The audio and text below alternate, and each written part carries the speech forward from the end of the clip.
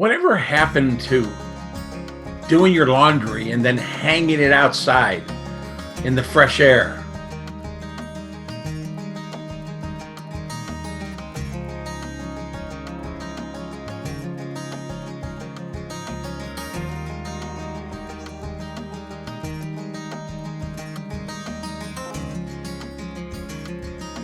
This is Tony Tominick Gary Spencer. and we are here with a minute or two of history, episode number 29. Hard to believe that anybody is even watching any of these, but we're still doing them and we don't care. All right. Because I like making the videos. Sherry likes researching it. So tell me, Sherry, where in the world are we going today? Well, I see that there is a spinning wheel behind you. So I assume somebody's probably been spinning and weaving and making some clothes. And, one thing leads to another. So we got to talk about Laundry Day. Laundry Day? Yeah, Laundry Day. Back in the day, Laundry Day? Laundry Day. I'll be pretty excited. Nothing better. Nothing takes me back quicker than the smell of fresh hung sheets out of doors when I was growing up. Well, here, look at this picture and just take a look at how much wash day had improved by 1867. Just look at that. Women could even dress up a little bit to take on the laundry task. That's a great improvement, right? I wonder if, I guess. It's beats going down to the river with a rock. And a washboard and beating that laundry. Yeah. Yep. Yeah. So, cleaning clothes in the 1920s was still a daunting task, even with all the improvements. And there was good reason for dreading Laundry Day. But don't worry, there are some tips and tricks for cleaning your laundry. Good. I'm going to write these down because you never know when, the way the world is going now, we may end up having to go back to living off the land again. Yeah, well, okay. You got your pencil and your paper ready? Yes. Because we're going to start off talking about a special jelly that you can make to clean your gloves. Okay, jelly? So like a gelatinous substance for cleaning your gloves. It's important. Why do I have to clean my gloves? Because they get dirty. Duh. Oh, yeah. All right. So to make this jelly substance, you needed alcohol. I'm not talking. Okay. Somehow it's always about the booze. Yeah. Alcohol, some Castile soap, and you ready? Either ether or chloroform. Chloroform? Yeah. Are we talking about crimes back? Chloroform? Yeah. Ether and chloroform, they kind of have the same effect. So I don't know if you did it right. Maybe Laundry Day could be fun. But what possible use is chloroform in a cleaning product? Yeah, well, they mixed that all up together and they made a jelly substance and they used it to clean gloves. But you don't want to use that to clean blouses. There's a whole different recipe for that. Okay, you ready for that? Get your pencil in hand, get your paper ready. Now, for cleaning blouses, you are going to need 2 quarts of gasoline in an enamel pan. you got that? Yeah. You are going to soak, rub, squeeze, and rinse again in gasoline in a fresh pan. And then squeeze, hang it outside to dry, and then press it while it's just damp. Whoa, time out. You're going to put a piece of cloth that you've soaked in gasoline. Yeah. Wow, press. Yeah. It's a little dangerous, especially if you've taken in any of the ether or chloroform. This could be. I would guess that the Occupational and Health Administration might have something to say about that in these times. In these times, yes. But there's another cleaning mixture. Okay, you ready for this one? Got your pencil? Yep. For this one, you need just 1 gallon of gasoline, 5 ounces each of alcohol and ammonia. Yeah. And 1 ounce each of ether, chloroform, and borax. And then you Wow. rub any spots that didn't come out with the borax that's floating on the top of this mixture. Got that? Man, I don't know what people were doing back then, but that were some heavy duty, dirty clothes doing. If you had to use gasoline and Was a word of caution extended to women who were doing the laundry and using yeah, these. don't smoke. Yeah, pretty much. They were told not to do any of these things near an open flame. Here's exactly. Man, I mean, you could be driving down the street in your horse and buggy, and all of a sudden look into somebody's backyard, and woof, and then there goes Mrs. Miller.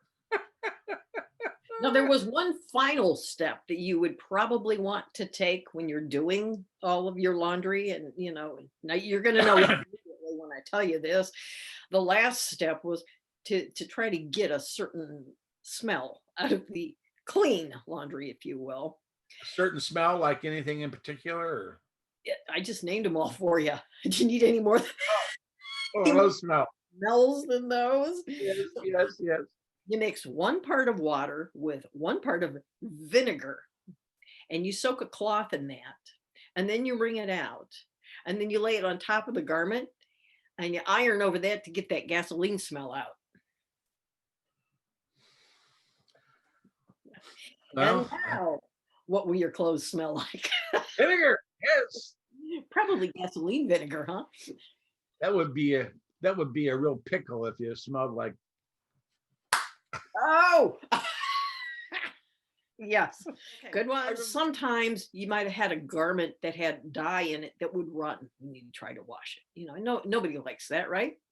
Because maybe it was a red garment and then, the pink got all over your overalls, and you don't want to be out Yeah, garment in yeah. pink overalls. So there was a little trick that the laundresses would use to do what they call fix the color. Make it more stable. Stays in. Okay. Yeah, so that it wasn't leaking all over the other clothes. So here was the trick for fixing. You fix your color with a solution of salt, white vinegar, borax and alum, or sugar of lead. What, you might ask, is sugar of lead? Because that's what I asked when I read. Sugar of lead. Sugar of lead. Yes, sugar of lead was actually a substance that was deadly poisonous. Lead Yeah, poisoning well, is what you would get from it. And some of the symptoms of lead poisoning, which would let you know that you had probably ingested some sugar of lead, were these. Are you ready? Vomiting, cognitive difficulties, fatigue, irritability, and loss of appetite. wow. So I wonder how long they used that before they put folks dying of lead poisoning together with that mix. I mean, really, because evolution, and as it goes through time, it takes time for them to figure out, oh, it's the lead. Oh, yeah. I mean, we used to play. Okay, I used to play with Mercury Oh, when yeah. I was growing up, and I would put it in a Swanson's tin foil dinner, one of those pot pie plates, and I could shine a nickel up with it, and I had a quantity. I'm guessing a quantity of mercury that much. And if you had that much mercury today, they would evacuate the entire community. Well, you know what? I respect how cautious you were when you played with mercury, because I just put it in the palm of my hand and rolled it around. Wow, that goes without saying. Now I know why we're both so short. We get stunted by mercury. Was that the only ill effect, do you think? I don't know. And the older I get, the more I have ill effects. Yeah. Well, no, I got to give you one more tip. Okay. Okay. before we close out laundry day. And it's a tip for determining whether strong laundry soaps may have contained a little bit too much soda or lye. So here's test number one.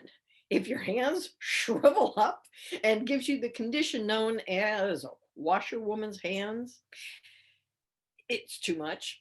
And if it has a biting taste when touched to the end of the tongue, it's too much.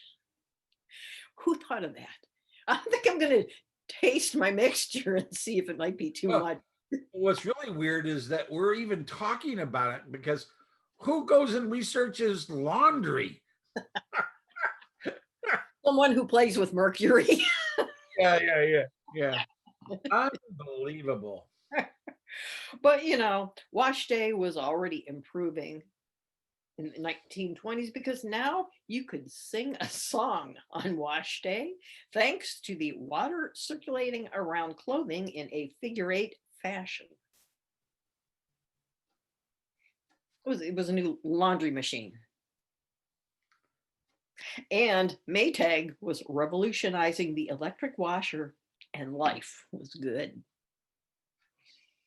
Yeah, ma'am. I think we all remember, well, many of us do, the old ringer washers. We had one in our basement.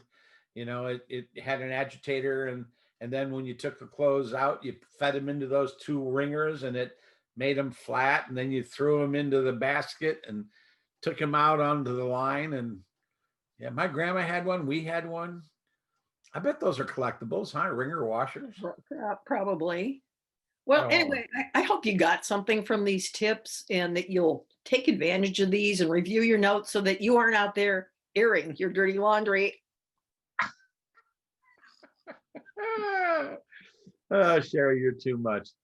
Well, I appreciate learning a little bit about dirty clothes and hanging out your dirty laundry. And with that, we'll close the door on this chapter. And I'm hoping everybody goes and does all of their laundry and cleans it all. We've got some tips for you here. So enjoy your day. But for now, this is Tony Dominic and Sherry Spencer. see you next time. Every Sunday morning after church, my daddy piled us in the car. Me and my brothers in the back. He'd turn on the game and catch the play-by-play coming from the park. Mama opened up a map. We never had a clue